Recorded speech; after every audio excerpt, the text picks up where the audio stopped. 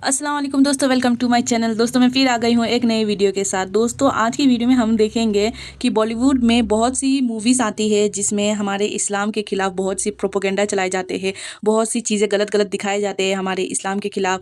हाल ही में एक फ़िल्म आने वाली थी हम दो हमारे 12 करके, उस फ़िल्म में भी बहुत सी गलत गलत चीज़ें दिखाई गई हमारे इस्लाम के ख़िलाफ़, हमारे इस्लामिक फैमिलीज़ के ख़िलाफ़। और एक हमारे यूट्यूबर भाई है जिनका चैनल का नाम है अरबाज़ ऑफिशियल, उन्होंने अपनी एक वीडियो में इस फ़िल्म के बारे में फुल इन्फॉर्मेशन और डिटेल दिया है और इस फ़िल्म की जो एक्टर है अन्नू कपूर, उनको भी पूरी तरह एक्सपोज़ किया है। दोस्तों मुझे पर्सनली बहुत ही मज़ा आया। चलिए आप सभी देखिए और इस वीडियो में रिएक्शन देते हैं। चलिए वीडियो शुरू करते हैं। कैसे हो दोस्तों पॉइंट पे आता हूं। आज मैं पूरी तरीके से अन्नू कपूर को एक्सपोज करने वाला हूं। अन्नू कपूर को तो जानते होंगे, ये वो इंसान है जो एक मूवी लाने वाला था, यानी इसके डायरेक्टर जो है कमल चंद्रा थे, लेकिन उसमें ये एक्टर था, यानी लीड रोल कर रहा था। मेरे मन में इस इंसान के लिए बहुत इज्जत थी, लेकिन इज्जत ना पूरी तरीके से खत्म हो चुकी है। मसला क्या बताऊं, ये मूवी लाने वाला था हम दो हमारे 12, और यहाँ पे इसने एक पोस्टर को रिलीज किया। जब पोस्टर रिलीज किया तो हुआ क्या है, तहलका मच गया। मतलब एक तरह से पूरी दुनिया से लोग खड़े हो गए कि ये मूवी बैन हो जानी चाहिए, और ओवेसली मुस्लिम लोगों ने कहा ये मूवी बैन हो जानी चाहिए, क्योंकि ये एक तरीके से ये पूरी कौम को बदनाम करने के चक्कर में है, और ये रियल वाली बात थी। और इसी का सहारा लेकर बहुत सारे न्यूज आर्टिकल आप देख सकते हो जहां पर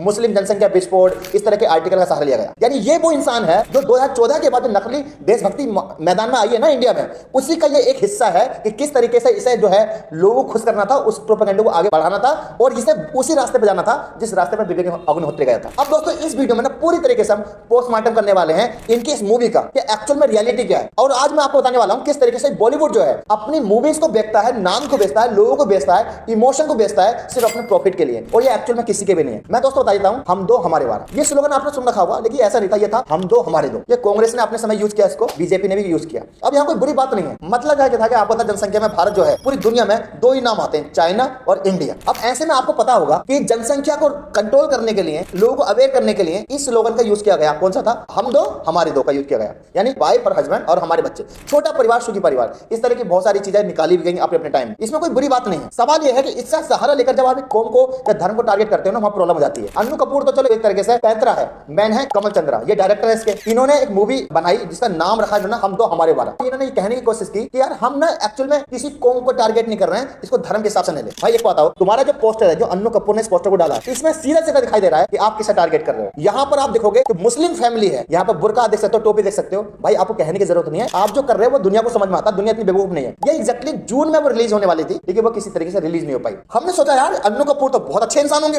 उनकी जो जिंदगी होगी बहुत ही बढ़िया होगी, वो खुद दो होंगे, उनके दो बच्चे होंगे, चलो उनकी जिंदगी में ताका झाकी करते हैं। वैसे ताका झाकी नहीं होनी चाहिए, किसी की पर्सनल लाइफ है, लेकिन जब तुम एक पूरी कौम को जगाओगे, पूरी दुनिया को जगाने की कोशिश करोगे और अपनी वीडियो से मैसेज देने की कोशिश करोगे कि ये जो कौम है, ये जो मजहब है, यहाँ पे लोग ज्यादा शादियां करते हैं, ज्यादा बच्चा पैदा करते हैं, तो लोग तो आपको चेक करेंगे। जब हमने इनकी जिंदगी को चेक करा तो पता क्या पाया, तो इन्होंने खुद अपनी जिंदगी में 3 शादी कर रखी है। जी हाँ, अन्नू कपूर जो मूवी बना रहे हैं ना, कौन सी वाली, हम दो हमारे 12, जहां पर ये मुस्लिम कौम को टारगेट कर रहे हैं और ये बताने की कोशिश कर रहे हैं कि मुस्लिम ज्यादा बच्चा पैदा करते हैं या ज्यादा बीबियां रखते हैं। अन्नू कपूर ने खुद 3 बार शादी कर रखी है। यानी पहला जब इनकी शादी हुई, तो सबसे बड़ी बात, अन्नू कपूर कोई मुस्लिम नहीं है, इसलिए हम निकाह नहीं बोलेंगे, शादी बोलेंगे। इनकी जब पहली शादी हुई, उसके बाद क्या हुआ, इनका अफेयर कहीं चल रहा था दूसरी जगह, तो इन्होंने पहला डाइवोर्स दिया, उसके बाद दूसरी शादी कर ली इन्होंने। ठीक है, कोई बात नहीं। जब दूसरी शादी कर ली, उस समय भी ये एक्स्ट्रा अफेयर में थे, किसी से इनका अफेयर चल रहा था। वो अफेयर चल रहा था इनकी पहली वाली वाइफ से, समझ रहे हो, यानी पहली वाइफ जिसको डाइवोर्स दे चुके थे, ये दूसरी लेडी से शादी करी।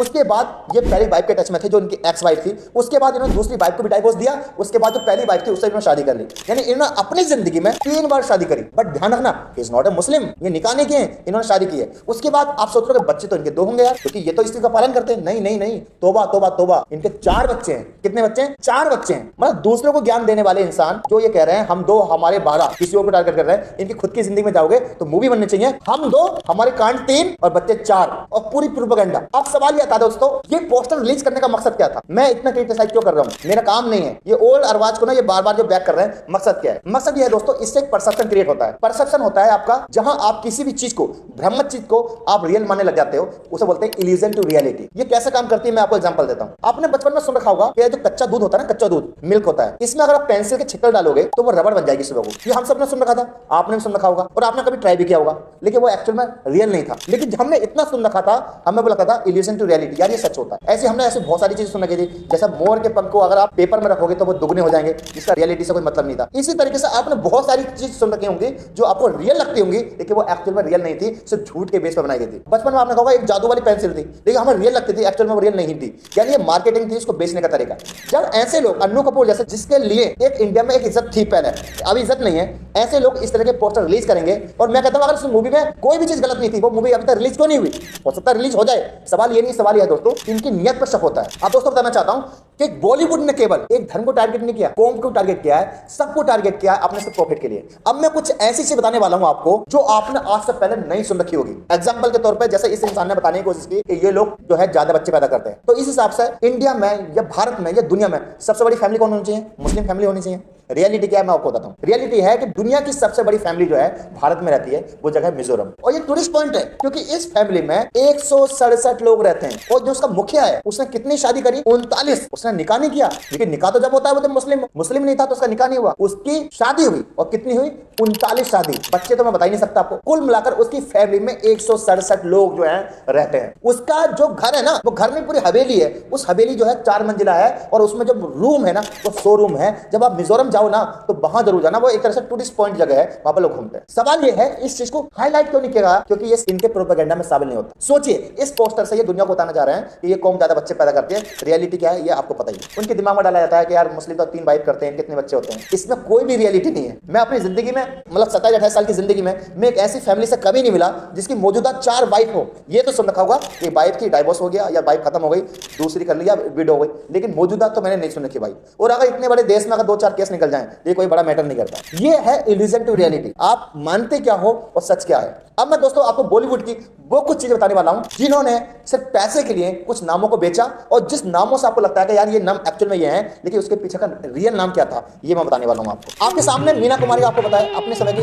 One of the finest actress कह सकते हो, अपने समय की मशहूर अदाकारा मीना कुमारी के नाम से जानते हो। एक्चुअल में आपको पता है उनका नाम क्या था? उनका नाम था महजबी बानो। बॉलीवुड ने मीना कुमारी के नाम से उनको हाईलाइट किया। ट्रेजेडी क्यों बोला जाता था उनको? मधुबाला तो दुनिया पता है भाई, उन्होंने लोगों के दिलों पर राज किया, करोड़ों लोगों के दिलों पर राज किया अपने समय में। उनका एक्चुअल में नाम था मुमताज जहां बेगम। नरगिस दत्त को सब लोग जानते हैं, उनका नाम था फातिमा रशीद। मान्यता दत्त को सब जानते हैं, संजय दत्त की जो वाइफ है, मौजूदा वाइफ, जो तीसरी वाइफ है उनकी। सबसे बड़ा सवाल यही आ गया कि संजय दत्त जो है ही इज नॉट अ मुस्लिम, समझ रहे? फिर भी उनकी 3 वाइफ रही है अपनी जिंदगी में। और ये मान्यता दत्त है, एक्चुअल में इनका नाम क्या है? इनका नाम है दिलनवाज शेख। उसके बाद निम्मी को तो आप सब जानते होंगे, जो इनका नाम है नवाब वानो। उनके बाद रीना राय को कौन नहीं जानता? उनका नाम है सायरा अली। उसके बाद तब्बू को कौन नहीं जानता? तब्बू आप अजय देवगन के साथ मूवी में देख लो, आप सलमान खान के साथ देखा होगा आपने, बहुत सारे टॉप एक्टर हैं इंडिया में, उनके साथ देखा हुआ। एक्चुअल में उनका नाम है तबस्सुम फातिमा। श्यामा को कौन नहीं जानता? अपने समय की मशहूर आप एक्टर कह सकते हो, वह खुर्शीद अख्तर, उनका नाम था खुर्शीद अख्तर। ये मैंने आपको 8-9 नाम बताए। ऐसे में काला चिट्टा आपके सामने 1000 जगह खोल सकता हूं जो एक्चुअल में आपको इनके नाम से जानते थे और आपको लगता होगा यार एक्चुअल में ये वही है 28-30 साल से। लेकिन सोशल मीडिया का जमाना है, एक्सेस मिल गया और आपको रियलिटी सामने आ गई। करना क्या है? सिंपल सा तरीका है, जब कभी भी आपको लगे, केवल ये मुस्लिम की बात नहीं कर रहा हूं, बॉलीवुड ने सबको बदनाम किया, नो डाउट, मैं सबको कहता हूं, सबको यूज किया, चाहे वो कोई सा भी धर्म हो। जब आपको लगता है कि यार आपको टारगेट किया जा रहा है या धर्म को टारगेट किया जा रहा है, तो जो इंसान मूवी बना रहा है उसकी निजी जिंदगी पे जाओ, वहां से आपको सबको सामने आ जाएगा। क्योंकि इंसान की जो फितरत है वो फितरत बहुत अलग तरह की होती है और प्रॉफिट पैसा कमाने के लिए वो फितरत अलग तरह की बन जाती है। जो आप मानते हो भ्रम, लेकिन वो रियल क्या होता है। और ये मैं जो नाम बताया ना, ये कुछ नाम है ऐसे, मैं आपको 20, 50, 100 नाम बता सकता हूं बॉलीवुड में, तो एक्चुअल में आप उन्हें किसी और नाम से जानते होंगे और रियल नाम देखोगे तो कुछ और नाम होगा। तो ये चीज मैंने आपको बताने की कोशिश की किस बड़े लेवल से प्रोपेगेंडा फैलाया जा रहा है। मैं ये कहना चाह रहा हूं कि अन्नू कपूर को शर्म बची है आपको। अब वो जमाना नहीं है, सोशल मीडिया का जमाना है। वैसे भी आप लोगों को काम नहीं मिल रहा है और काम नहीं मिलने की वजह से शादी आप इस तरह की हरकत कर रहे हो। तो देखा दोस्तों किस तरह से अन्नू कपूर को पूरा एक्सपोज कर दिया ये भैया ने। और मुझे पर्सनली एक कहावत याद आ रही है कि जब हमारे खुद के घर शीशे के होते हैं तो दूसरों के घर पे पत्थर नहीं मारा करते। और मेरा एक एडवाइस है अन्नू कपूर को कि अगर आपको मूवी बनाने का इतना ही शौक़ है तो प्लीज़ अपने लाइफ के ऊपर मूवी बनाइए। बहुत ही सुपर डुपर हिट होने वाली है वो मूवी। लोग देखना पसंद करेंगे कि हम 2, हमारे कान 3 और हमारे बच्चे 4। तो दोस्तों आज के लिए बस इतना ही। अगर वीडियो अच्छी लगे तो लाइक करें, शेयर करें, सब्सक्राइब करें, बेस्ट पार्ट कमेंट करें। अल्लाह हाफिज़।